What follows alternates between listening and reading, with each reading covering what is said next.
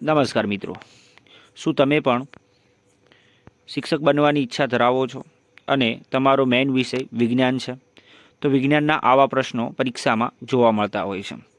આ પ્રશ્નો છે એ મોસ્ટ આઈએમપી પ્રશ્નો કહી શકાય અને આવા પ્રશ્નો પરીક્ષામાં જોવા મળી શકે છે. તો આ વિડીયોને મિત્રો તમારા મિત્રો વર્તુળમાં શેર કરવાનો છે. જેટલા પણ શિક્ષક મિત્રો બનવા માંગે છે બધા જ મિત્રોને આ વિડીયોની લિંક શેર કરવાની છે. વિડીયો ગમે તો વિડીયોને લાઇક કરવાની છે અને ચેનલમાં નવા છો તો ચેનલને સબસ્ક્રાઇબ કરવાની છે. સાથે સાથે મિત્રો જણાવું કે આ વિડીયો માત્ર શિક્ષક મિત્રો માટે નથી, ગુજરાતની તમામ સ્પર્ધાત્મક પરીક્ષામાં જેમાં વિજ્ઞાન પૂછાય છે તેના માટે પણ ઉપયોગી સાબિત થવાનો છે. ચાલો શરૂઆત કરીએ વિડીયોની. પહેલો પ્રશ્ન જુઓ, દ્રવ્યની કુદરતી ભૌતિક અવસ્થાઓ કેટલી છે? તો અહીંયા મિત્રો સાચો જવાબ 3 છે. દ્રવ્યની કઈ ભૌતિક અવસ્થામાં તેનો ચોક્કસ આકાર હોય છે? તો ઘન અવસ્થાને ચોક્કસ આકાર અને ચોક્કસ મિત્રો કદ હોય છે. ત્યાર પછી તાપમાનમાં વધારો કરતાં દ્રવ્યમાં શું ફેરફાર થાય છે? તો જેમ જેમ કોઈપણ પદાર્થને ગરમ કરવામાં આવે, ઉષ્મા આપવામાં આવે ત્યારે દ્રવ્યની અંદર જે કદ છે એ વધે છે. તો અહીંયા ઓપ્શન ડી આપણો સાચો છે. નીચેના પૈકી કયું વિધાન વાયુ દ્રવ્ય માટે ખોટું છે? તો જો વાયુ દ્રવ્યને ચોક્કસ આકાર હોતો નથી કે કદ પણ હોતું નથી, એ દબનીય છે. આ 3 બાબતો સાચી છે. પણ આંતરઆણ્વીય આકર્ષણ બળ મહત્વનું હોતું નથી. તો આ જે ઓપ્શન એ છે, આંતરઆણ્વીય આકર્ષણ બળ મહત્તમ ઘન પદાર્થોમાં હોય છે. ત્યાર પછી 5મા નંબરનો પ્રશ્ન જોઈએ કે પ્રવાહીને એક પાત્રમાંથી બીજા પાત્રમાં રેડતા શું જોવા મળે છે? તો પ્રવાહીનો આકાર બદલાય છે પરંતુ કદ બદલાતું નથી. ઉદાહરણ તરીકે એક પાત્રમાં એક ગ્લાસમાં પાણી છે. આ ગ્લાસનું પાણી તમે તપેલીમાં દાખલ કરો છો ત્યારે તપેલીની અંદર 200 ml હોય તો 200 ml જ રહેશે. 2 ml 200 mlનું 500 ml થવાનું નથી. તો અહીંયા ઓપ્શન સી સાચો છે. ઘણા પ્રશ્નો છે એટલે સીધા જવાબો આપણે જોઈશું. તાપમાન વધારતા દ્રવ્યના કણોમાં શું ફેરફાર જોવા મળે છે? તો દ્રવ્યની અંદર તાપમાન વધારવામાં આવે તો શિક્ષક મિત્રો ગતિ ઉર્જા વધે છે. આગળ વાત કરીએ, સામાન્ય ઘનતાના કેટલામાં ભાગની ઘનતાવાળા વાયુને ઠંડો પાડતા અતિ નીચા તાપમાને બીઈસી અવસ્થામાં બને છે? બીઈસી એટલે બોઝ-આઇન્સ્ટાઇન સંઘનન. તો 100 કયો જવાબ આવશે? 10 લાખની આવે. 100 સેલ્સિયસ તાપમાન આપવામાં આવે ત્યારે તેનું રૂપાંતરણ થાય છે. પીએનજીનું પૂરું નામ શું છે? તો પીએનજીનું પૂરું નામ છે option C, pressurise natural gas. ત્યાર પછી 9મા નંબરનો પ્રશ્ન જોઈએ, સૂકા બરફ તરીકે એટલે કે નીચેનામાંથી સૂકા બરફનું અણુસૂત્ર કયું છે? તો CO2 સોલિડ સ્વરૂપે હશે સૂકો બરફ. એને ઘન બરફ પણ કહીએ છીએ, ઘન કાર્બન કહેવાય છે. નીચે કેટલાક દ્રવ્યો અને આંતરઆણ્વીય આકર્ષણ બળની પ્રબળતાના ઉતરતા ક્રમમાં ગોઠવતા કઈ ગોઠવણી સાચી છે? તો જો મીઠું, પછી રસ અને હવા, આ આપણો સાચો જવાબ છે. ત્યાર પછી પ્રશ્ન નંબર 11 જોઈએ, ગરમ ખોરાકની સોડમ થોડા મીટર સુધી આવે છે. આ અવલોકનમાં કયો ગુણધર્મ જવાબદાર ગણી શકાય? તો તાપમાન વધતા દ્રવ્યની કણોની ગતિ પણ વધે છે. આ એક સાચો જવાબ છે. પ્રસરણ એટલે શું? દ્રવ્યના કણોની એકબીજામાં આંતરમિશ્ર થવાની ઘટનાને પ્રસરણ કહેવાય છે. 13મા નંબરનો પ્રશ્ન જુઓ, નીચેના પૈકી કયો પદાર્થ ઉધ્વપાતન પામતો નથી? તો અહીંયા આપણો સાચો જવાબ છે સોડિયમ ક્લોરાઇડ. પછી આગળ જોઈએ, નીચેના પૈકી કયા રૂપાંતરણમાં ઉષ્મા મુક્ત થાય છે?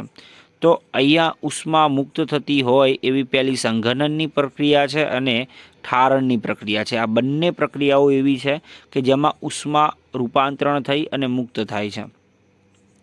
15મા નંબરનો પ્રશ્ન લેવલનો છે, 25 સેલ્સિયસ, 38 સેલ્સિયસ અને 66 સેલ્સિયસ તાપમાનને કેલ્વિનના માપક્રમમાં રૂપાંતરિત કરતાં મળતા મૂલ્યોને અનુક્રમે કયા હશે? તો તમને મિત્રો ખબર છે કે કોઈ પણ સેલ્સિયસ હોય એને કેલ્વિનમાં ફેરવી હોય તો જેટલું સેલ્સિયસ છે એમાં 273 એડ કરીશું ત્યારે આપણને કેલ્વિનમાં રૂપાંતરણ થાય છે. તો અહીંયા ઓપ્શન ડી, 25નું 298 કેલ્વિન, 38નું 311 કેલ્વિન અને 66 સેલ્સિયસનું 339 કેલ્વિન થાય છે.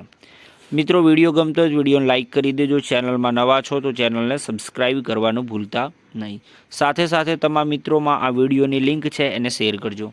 16મા નંબરનો પ્રશ્ન એવું કહે છે, 308 કેલ્વિન, 329 કેલ્વિન અને 391 કેલ્વિન તાપમાનના મૂલ્યોને સેલ્સિયસ માપક્રમમાં રૂપાંતરિત કરતા મળતા મૂલ્યોને અનુક્રમે, તો અહીંયા કેલ્વિન છે એને આપણે સેલ્સિયસમાં રૂપાંતરણ કરીશું. તો અહીંયા આપણો જવાબ આવશે 35 સેલ્સિયસ, 56 સેલ્સિયસ અને 118 સેલ્સિયસ. ત્યાર પછી આપણે 17મા નંબરના પ્રશ્ન તરફ આગળ વધીએ. અહીંયા પ્રશ્ન એવું કહે છે કે ગલનની પ્રક્રિયા દરમિયાન ગલનબિંદુ સુધી પહોંચ્યા બાદ જ્યાં સુધી સંપૂર્ણ બરફ પીગળી ના જાય ત્યાં સુધી તાપમાનમાં શું ફેરફાર થાય છે? તો મિત્રો આનો સાચો જવાબ છે કે તાપમાન અચળ રહે છે. પ્રશ્ન નંબર 18 જોઈએ. બરફની ગલનગુપ્ત ઉષ્માનું મૂલ્ય જણાવો. તો મિત્રો બરફની ગલનગુપ્ત ઉષ્માનું મૂલ્ય છે 33.4 × 10⁴ જૂલ પ્રતિ કિલોગ્રામ. ત્યાર પછી આગળ વધીએ. પાણી માટે બાષ્પીભવન ગુપ્ત ઉષ્માનું મૂલ્ય કેટલું છે? તો પાણી માટે બાષ્પીભવન ગુપ્ત ઉષ્માનું મૂલ્ય 2.25 × 10⁶ જૂલ પ્રતિ કિલોગ્રામ છે. ત્યાર પછી 20મા નંબરનો પ્રશ્ન જોઈએ. વાયુના પ્રવાહીકરણ માટે યોગ્ય પરિસ્થિતિ જણાવો. તો અહીંયા યોગ્ય પરિસ્થિતિ છે નીચું તાપમાન ને ઊંચું દબાણ. નેક્સ્ટ પ્રશ્ન આગળ જોઈએ. ઉનાળામાં માટલાનું પાણી ઠંડુ રહે છે. આ ક્રિયા સાથે જોડાયેલી ઘટના કઈ છે? તો બાષ્પીભવન છે સાચો જવાબ આવશે. પાણીનું બાષ્પીભવન કયા સંજોગોમાં વધે છે? તો પાણીનું બાષ્પીભવન તાપમાન વધારતા અને સપાટીનું ક્ષેત્રફળ વધારતા બાષ્પીભવન જોવા મળશે. ફ્લોરોસન્ટ ટ્યુબ અને નિયોન બલ્બ પ્રકાશિત રહે છે. શા માટે, કયું કારણ જવાબદાર છે એ જણાવવાનું છે. તો આપણે જોઈએ તો વિદ્યુત ભારિત કણની હાજરી હોવી એમાં જરૂરી છે, ત્યારે જ બલ્બ અથવા ફિલામેન્ટ ટ્યુબ છે એ સળગશે.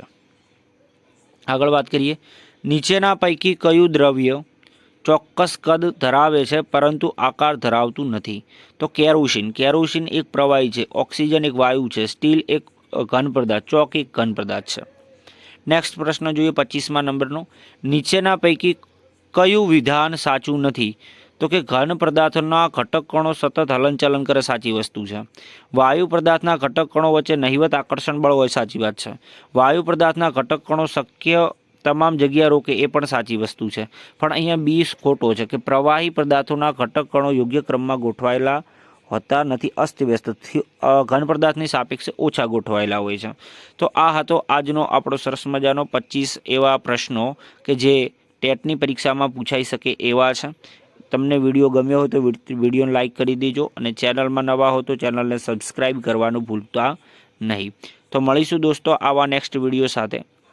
ત્યાં સુધી તમારી જે તૈયારી છે એને મજબૂત બનાવતા જાઓ. જય હિન્દ, વંદે માતરમ.